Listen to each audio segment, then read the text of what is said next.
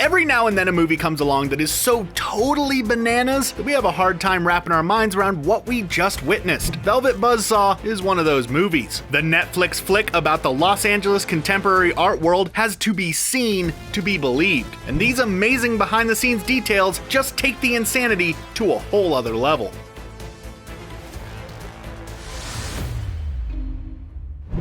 It's clear based on his extremely uncomfortable 2014 feature Nightcrawler that director Dan Gilroy has a thing for Jake Gyllenhaal, as he brought him back to star in Velvet Buzzsaw. He seems to have a real knack for bringing out the dark side of the otherwise lovable Jake, and the two definitely work well together. But they're not the only ones who have worked together in the past. Rene Russo, Dan Gilroy's wife, also starred in Nightcrawler, and she's back again as Redora Hayes, a very successful gallery owner, and it keeps going. Rene Russo and John Malkovich, who plays the now sober artist Piers, starred together in the Clint Eastwood movie In the Line of Fire. Toni Collette in Velvet Buzzsaw as the museum curator Gretchen worked with Zawe Ashton in another Netflix vehicle, Wanderlust. Toni Collette also worked opposite Tom Sturridge in the film Like Minds. In Velvet Buzzsaw, Sturridge plays John Dondon, a rival gallery owner. Hollywood seems like a pretty small town after all. As you may have picked up on from just a few seconds ago, Dan Gilroy also has a real affinity for super weird names. His main character's name is Morf Vanderwalt. Do you know anyone named Morf? We don't. Mort? Sure. But Morf? Nah, that doesn't really ring a bell. And this is totally intentional. The director claims to be a big fan of Charles Dickens, and just like the author, whose most famous character's name is Ebenezer, Gilroy loves to give his characters unusual names that you've likely never heard before, and he finds them in equally unusual places. He actually has files of these strange names that he collects from all over the place to draw from when writing. He claims that the name Morf Vanderwalt is actually from the American South, from all the way back in the 1800s. He was working on a film in the area, and for fun I guess, he dug up an old census roll in the area, and there Morf was. Maybe Morf will come back in fashion as a popular baby name. We certainly hope it does. It's not just the names of his characters that are bizarre either, it's the characters themselves. Velvet Buzzsaw takes aim at the oh-so-cutthroat world of high contemporary art in Los Angeles, and skewers the people that inhabit it along the way. Like Nightcrawler, Dan Gilroy has put together an ensemble of people who are pretty much all terrible in one way or another, in a totally delightful way. And if they're not terrible themselves, they resort to doing terrible things in order to survive amongst all the other openly terrible people. Terrible. And while it may seem so over the top that none of these people could actually exist, well, they kind of do. Gilroy said in an interview that all of his characters are actually based on real people he has encountered in the contemporary art scene, but not just one person or another. They are all mashups of different real-life characters that he has known. He got started thinking about Morf, the art critic, because he himself was actually a film critic for Variety, but that in the art world, it's all about money. During his research for the movie, he discovered that about 20 or so artists are actually responsible for half of the billions of sales of contemporary art, and those were the characters that he wanted to explore.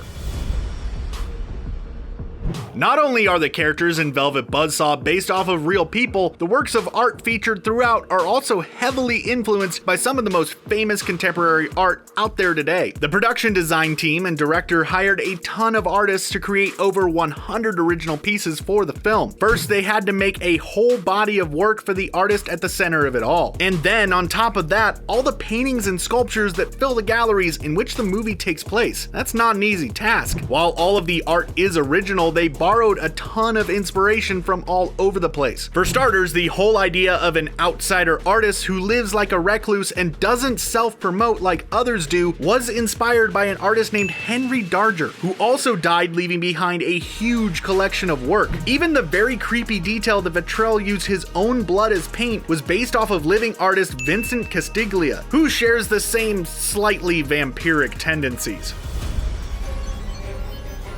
Dan Gilroy also borrowed from some classic horror movies in order to get the tone just right for his modern horror movie. He said in an interview that his goal was really to create a totally real, believable world filled with totally real, believable people, who just happen to get caught up in completely unbelievable situations. So he looked to two movies that really nail that feeling, Rosemary's Baby and The Exorcist. Both movies have something important in common. They start out completely normal. Aside from the whole archaeological dig finding an ancient demon statue thing, The Exorcist starts off as a story of a young mother living with her daughter. Sure, the daughter plays with a Ouija board and starts chatting with an invisible friend she calls Captain Howdy, but that's actually pretty standard kid behavior before things get truly terrifying. And with Rosemary's Baby, a couple move into a new apartment in New York City. There's this whole cannibal thing too, but nobody ever said that finding an apartment in New York City was easy. Of course, a lot of other horror movies start off kind of banal before they go off the rails, but something about the slow, building dread of these two in particular really inspired Gilroy when he wrote Velvet Buzzsaw.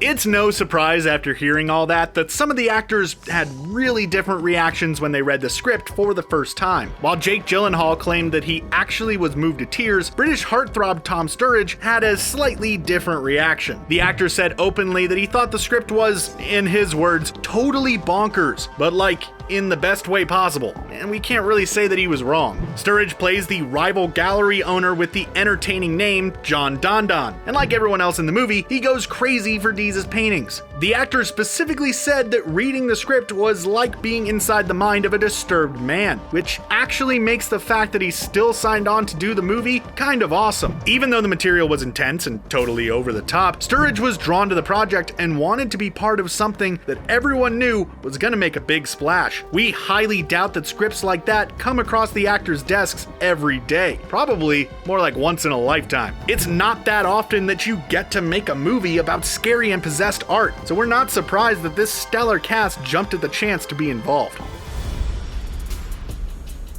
Dan Gilroy wasn't just inspired by contemporary artists to create the works of art in the film, or by classic horror movies about average people in above-average scenarios. There was another influence on that director, and that influence is none other than the movies of Robert Altman, and it's not hard to see why. The comparison is so strong that some reviewers have taken to calling Velvet Buzzsaw Final Destination directed by Robert Altman, which is a pretty perfect breakdown if you ask us. Altman is well known for a few different things in his movies. Firstly, he almost always made movies with big casts and a ton of interweaving individual stories, with lots of overlapping dialogue. His movies and characters are known for their naturalism, and yet a super heightened overall aesthetic. Finally, he always played in whatever genre he was working in, and packed them full of satire and humor. Velvet Buzzsaw crosses off almost that entire list. Big cast? Check. Many different stories? Check. Heightened aesthetic? Check. Use of the horror genre to satirize the art world while also playing with the actual genre of horror at the same time? Definitely check. We have no doubt that Robert Altman would be proud of what Dan Gilroy has created with Velvet Buzzsaw.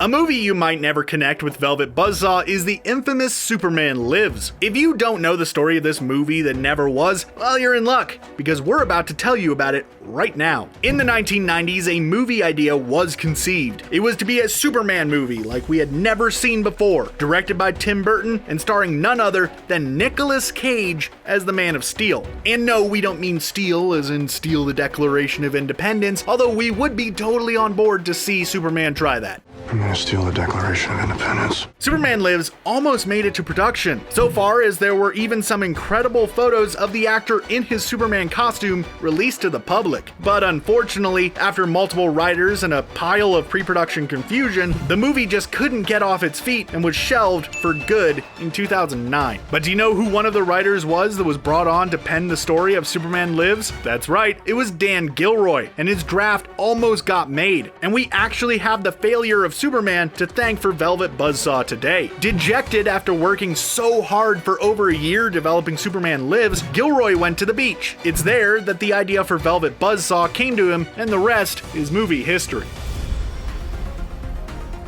Not much about Velvet Buzzsaw is ambiguous or left to the imagination. It's pretty much all laid out for us in full-on, totally gory detail. Everything, that is, except for the sexuality of its biggest character. Morph's romantic leanings were kept mysterious, and that was always the director's intention. At the beginning, there are suggestions and hints that Morf is gay, and yet later on we see him have an affair with a woman. While Gilroy always intended him to be bisexual, it was never really nailed down. He was inspired to write the character this way for a pretty unexpected reason. During his research phase, Gilroy actually saw an interview with Quincy Jones, in which he brought up Hollywood legend Marlon Brando. In the interview, Jones says that Marlon Brando had a rather secret relationship with the stand-up comedian Richard Pryor, which was later confirmed by Pryor's widow. Gilroy found the details of Marlon's romantic life a wonderful thing to know, and thought that the idea of bisexuality to be an underused element for a character, and so he kept that in mind while developing Gyllenhaal's character, and you can see the results for yourself on Netflix.